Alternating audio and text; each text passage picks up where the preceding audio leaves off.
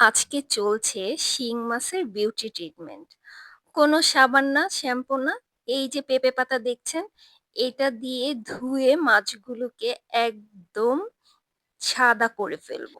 বেশি না ২-৩ মিনিট একটু এভাবে কচলালেই এটার কালার বুঝতে পারবেন যে সাদা হচ্ছে।